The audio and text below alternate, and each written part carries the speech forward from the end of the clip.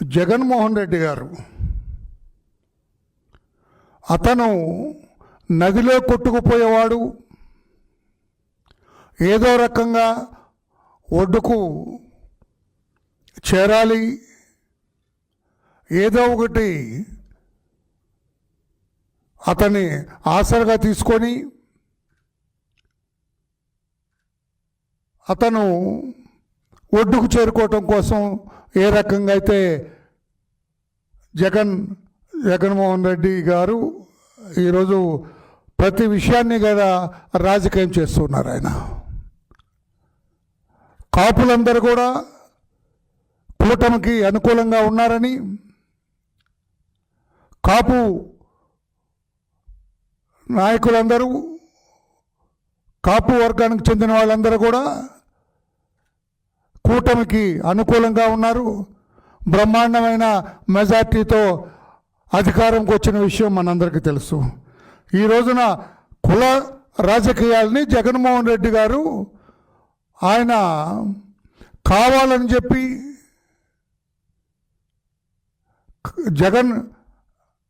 ఈ ఏదైతే కాపు వర్గాలు ఉన్నారో వాళ్ళందరినీ కూడా ఆయన అబద్ధాలు చెప్పి వాళ్ళందరినీ కూడా రాజకీయం వైపు ప్రోత్సాహం చేస్తూ ఉన్నారు. ఆయన పోలీసులు దాడి చేశారని, అతన్ని మీద కావాలని దాడి చేశారని, అతన్ని లాకప్ డెత్ జరిగిందని, ఆ డెడ్ బాడీకి తీసుకెళ్ళి ఆ శవాన్ని అతన్ని ఆ శవాన్ని కాల్చారని, దహనం చేశారని, ఆ బూడిద కాకుండా డెడ్ బాడీ బూడిద కూడా దొరకకుండా చేశారని జగన్మోహన్ రెడ్డి గారు జగన్మోహన్ రెడ్డి గారు ఈ కాపు వర్గాలందరినీ కూడా ఆయన రెచ్చగొట్టడానికి చూస్తున్నారు. జగన్మోహన్ రెడ్డి గారు ఎందుకు ఈ కుల రాజకీయాలని మీరు కుల రాజకీయాలకి మీరు ప్రోత్సాహం చేస్తున్నారు? ఎందుకు జగన్మోహన్ రెడ్డి గారు ఈ కాపులందరినీ కూడా మీరెందుకు రెచ్చగొడుతున్నారు? ప్రభుత్వం ఎప్పుడైతే ఈ రకంగా జరిగిందని ఆ తల్లి ఎప్పుడైతే ఆమె హైకోర్టుకు వెళ్ళటం, హేబియస్ కార్పస్ పిటిషన్ వేయటం, తర్వాత కూడా ఆమె కంప్లైంట్ చేయటం కూడా మనం చూసాం. పోలీస్ సీనియర్ ఆఫీసర్లందరూ కూడా ఆ కృష్ణలంక సర్కిల్ ఇన్స్పెక్టర్ని విఆర్కి పంపడం జరిగింది. కానీ చంద్రబాబు నాయుడు గారు సింగపూర్ నుంచి వచ్చిన వెంటనే DG deputy CM Pawan Kalyan గారు, అలాగే కమిషనర్ ఆఫ్ పోలీస్, ఏదైతే ఇంటెలిజెన్స్ డీజీ, వీళ్ళందరినీ కూడా పిలిచి సీరియస్గా యాక్షన్ తీసుకోండి, అతన్ని విఆర్కి పంపించడం కరెక్ట్ కాదు, అతన్ని సస్పెండ్ చేయాలని చెప్పి చంద్రబాబు నాయుడు గారు ఆదేశాలు ఇవ్వటం జరిగింది. వెంటనే పోలీసు డిపార్ట్మెంట్ సిఐ గారిని, కృష్ణలంక సిఐని అతన్ని సస్పెండ్ చేయటం కూడా జరిగింది. తర్వాత వెంటనే రెండవ రోజు చూసిన తర్వాత సస్పెండ్ చేయటం కాదు, ఇంకా సీరియస్గా యాక్షన్ తీసుకోవాలి అని చెప్పి ఒక సీనియర్ ఐపీఎస్ ఆఫీసర్ని, ఈస్ట్ గోదావరి ఆఫీసర్ని, సూపరింటెండెంట్ ఆఫ్ పోలీస్ని ఇన్వెస్టిగేట్ చేయాలి, అసలు ఏం జరిగిందో ఒక ఇన్వెస్టిగేట్ చేసి ఒక రిపోర్ట్ ఇవ్వమని చెప్పి ఆయన senior IPS officer East Godavari ఎస్పీని ఆదేశించడం జరిగింది. ఆయన ఈ రోజున రావడం జరిగింది, దర్యాప్తు చేస్తున్నారు.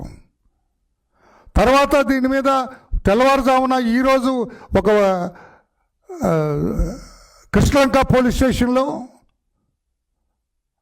Circle inspector Krishnalanka police station వాళ్ళు ఒక కేసు కూడా రిజిస్టర్ చేశారు. ఎఫ్ఐఆర్ రిజిస్టర్ చేయడం జరిగింది. క్రైమ్ నంబర్ 107/26 107/26 అండర్ సెక్షన్ 127 అంటే రాంగ్ఫుల్ కన్ఫైన్మెంట్ కింద కేసు రిజిస్టర్ చేయడం జరిగింది.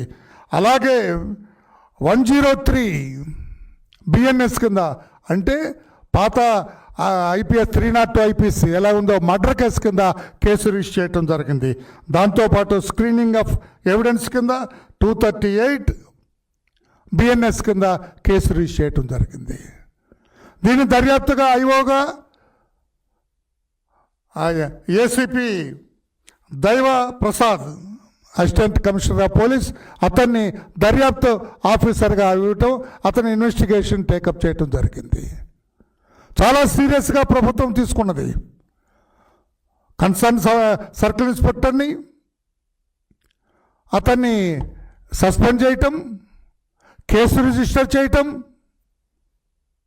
ఆ ఇన్వెస్టిగేషన్ చేయటానికి అసిస్టెంట్ కమిషనర్ ఆఫ్ పోలీసుని దర్యాప్తు అధికారిగా నియమించడం జరిగింది. నేను అడుగుతున్నా జగన్మోహన్ రెడ్డి గారు ఏదైతే చట్టబద్ధంగా తప్పకుండా యాక్షన్ తీసుకుంటుంది, దీని మీద దర్యాప్తు చేసిన అధికారి ఏదైతే ఇన్వెస్టిగేట్ చేస్తారో ఆ ఇన్వెస్టిగేషన్లో బాధ్యులైన ఏ పోలీస్ అధికారిని కూడా వదిలేది లేదని ప్రభుత్వం నిర్ణయం తీసుకుంది. చంద్రబాబు నాయుడు గారు కూడా చెప్పడం జరిగింది. సిన్సియర్గా దర్యాప్తు చేయాలి, బాధ్యులైన పోలీస్ అధికారులందరినీ చట్టబద్ధంగా యాక్షన్ తీసుకోవాలని చెప్పి కూడా చంద్రబాబు నాయుడు గారు రాష్ట్ర ముఖ్యమంత్రి గారు నిర్ణయం తీసుకోవటం జరిగింది. తప్పకుండా బాధ్యులు ఎవరిని కూడా వదిలేది లేదని చంద్రబాబు నాయుడు గారు చెప్పడం జరిగింది. ఇక నీవెందుకు ఇక్కడ కాపుల్ని రెచ్చగొట్టడానికి చూస్తున్నావు? ఎందుకు ఈ రోజున ఇష్టం వచ్చినట్లుగా మాట్లాడుతున్నారు జగన్మోహన్ రెడ్డి గారు? ఎందుకు దీని మీద మొసలి కన్నీరు కారుస్తున్నారు ఈ కేసులు అని చెప్పి కూడా నేను తెలియజేస్తున్నా. అసలు ఎందుకు మీరు ఈ ఇంటికి వెళ్ళటం, ఈ తల్లితో మాట్లాడటం, ఏదో దాని మీద బాధ్యత కలిగిన వాడిగా నీవు కన్నీరు గార్చటం ఇదంతా కూడా మొసలి కన్నీరు కాదా అని చెప్పి నేను అడుగుతున్నా. మరి ఆ రోజున మీరు ముఖ్యమంత్రిగా ఉన్నప్పుడు జగన్మోహన్ రెడ్డి గారు తన అట్టని అల్లరి చేస్తున్నారని 14 సంవత్సరాల గౌడ కులానికి చెందిన అతను బాలుడు అమర్నాథ్ గౌడ్ అని అతను నా అక్కని ఎందుకు మీరు అల్లరి చేస్తున్నారని చెబితే నలుగురు మీ పార్టీ నాయకులు అతన్ని పెట్రోల్ పోసి తగలబెడితే మీరెందుకు వెళ్ళలేదు? ఇక్కడ కాపులు జరిగి వీళ్ళు చేసి ఒక కాపులకు అన్యాయం జరిగిందని చెప్పిన మీరు ఆ రోజున అతన్ని పెట్రోల్ పోసి తగలబెడితే ఆ గౌడ కులానికి చెందిన ఆ బాలుడు చనిపోతే మీరెందుకు వెళ్ళలేదు? ఎక్కడికి రావటం ఏంటి?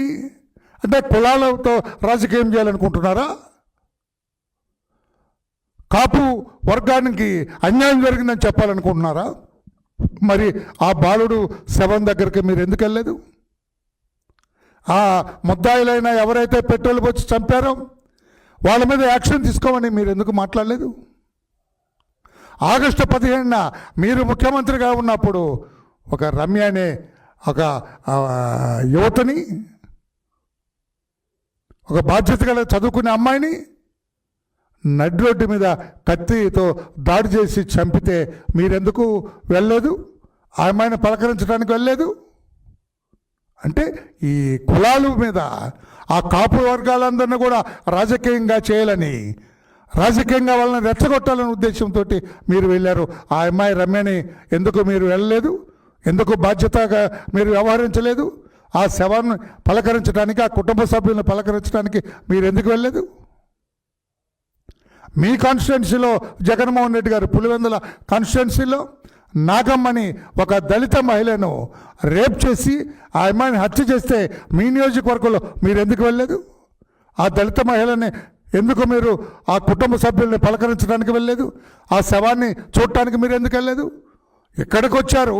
ఈ కాపులందరికీ రెచ్చగొట్టాలనే ఉద్దేశంతో మీరు ఇక్కడికి వచ్చారు, అక్కడికి ఎందుకు వెళ్ళలేదు? సుధాకర్ అనే డాక్టర్, అతను కూడా మాస్క్ కావాలని అడిగితే అతను చనిపోయాడు. అతన్ని బలవంతంగా అతను చంపేయటం జరిగింది. అతన్ని పలకరించడానికి మీరు ఎందుకు వెళ్ళలేదు? ఆ కుటుంబ సభ్యులను ఎందుకు పలకరించలేదు? అంటే మీరు ఈ కుటుంబం కాపు కులానికి చెందిన వాళ్ళందరినీ కూడా రెచ్చగొట్టాలనే ఉద్దేశంతో, రాజకీయంగా లబ్ధి పొందాలనే ఉద్దేశంతో మీరు ఈ రకంగా కాపుల్ని రెచ్చగొట్టడం అది సరైనదని చెప్పి నేను అడుగుతున్నా. మీ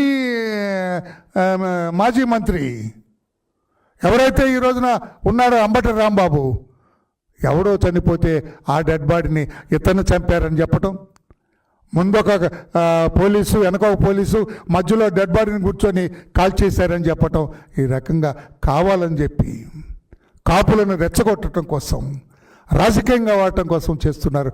ఇది సరైంది కాదు అని చెప్పి కూడా జగన్మోహన్ రెడ్డి గారిని నేను అడుగుతున్నా. చంద్రబాబు నాయుడు గారికి తెలుసు, తప్పు చేసిన ఏ పోలీస్ అధికారిని కూడా ఆయన వదిలేది లేదని చెప్పారు. సస్పెండ్ చేశారు, కేసు రిజిస్టర్ చేశారు, మర్డర్ కేసు రిజిస్టర్ చేశారు, దర్యాప్తు జరుగుతూ ఉంది. ఒక IPS officer East Godavari SP గారు వచ్చి ఈ రోజున దర్యాప్తు చేస్తూ ఉన్నారు. వాళ్ళందరూ కూడా ఆ కుటుంబ సభ్యులు జగన్మోహన్ రెడ్డి గారు గౌరవ సీఎం గారిని కలిశారు. సీఎం గారు క్లియర్గా చెప్పారు, తప్పకుండా తప్పు చేసిన ఏ పోలీస్ అధికారిని కూడా వదిలేది లేదు, చట్టబద్ధంగా యాక్షన్ తీసుకుంటాం. అతను చనిపోవటానికి కారణం పోలీస్ అధికారులు అయితే వాళ్ళందరి మీద చర్య తీసుకుంటామని చెప్పి ఆ కుటుంబ సభ్యులందరికీ న్యాయం జరుగుతుందని చంద్రబాబు నాయుడు గారు చెప్పడం జరిగింది. నీవేమో వాళ్ళందరి మీద కాపుల్ని రెచ్చగొట్టాలని చూస్తున్నావు. కావాలని చెప్పి కాపుల్ని రెచ్చగొట్టాలని, కాపులందరూ కూడా కూటమికి అనుకూలంగా ఉన్నారని మీరు రాజకీయంగా మొసల కన్నీరు కారుస్తున్నారు. అది సరైనది కాదు అని చెప్పి కూడా జగన్మోహన్ రెడ్డి గారికి మీకు తెలియజేస్తున్నాను. నేను కావాలని చెప్పి మీరు ఈ రకంగా ముసలి కన్నీరు కార్చడం సరైనది కాదు అని చెప్పి కూడా చేస్తున్నాం. ప్రభుత్వం కఠిన చర్యలు తీసుకుంటామని చెప్పడం జరిగింది, అదే జరుగుతుంది. ఐపీఎస్ ఆఫీసర్ ఇన్వెస్టిగేట్ చేస్తున్నారు. ఏసీపీ దైవ ప్రసాద్ అతను ఇన్వెస్టిగేట్ చేస్తున్నారు. తప్పకుండా ఎవరు చర్యలు తీసుకున్నా, ఎవరు అనవసరంగా నేర ప్రవృత్తితో ఉన్న ఏ పోలీస్ అధికారిని కూడా వదలేదని చెప్పి కూడా చెబుతున్నారు. అందుకని జగన్మోహన్ రెడ్డి గారు ఇటువంటిది కులాలని రెచ్చగొట్టి, కాపు వర్గాలను రెచ్చగొట్టి రాజకీయ లబ్ధి పొందాలనుకోవటం సరైనది కాదు అని చెప్పి కూడా తెలియజేస్తూ సమన్వయం పాటించండి. ప్రభుత్వం తప్పకుండా చర్యలు తీసుకుంటుంది. తప్పు చేసిన వాళ్ళందరినీ కూడా ఏ పోలీసు అధికారిని కూడా వదిలేది లేదు అని చెప్పి కూడా తెలియజేస్తూ ప్రభుత్వం చాలా సీరియస్గా యాక్షన్ తీసుకుంటుంది. తప్పకుండా దర్యాప్తు జరుగుతుందని చెప్పి కూడా తెలియజేస్తూ, ఇది సరైన రీతి కాదు. జగన్మోహన్ రెడ్డి గారు ఇటువంటి అబద్ధాలు చేసి దీన్ని కాపు కులాన్ని రెచ్చగొట్టాలని చూస్తున్నారు. అటువంటి సరైనది కాదు అని చెప్పి కూడా తెలియజేస్తున్నాం.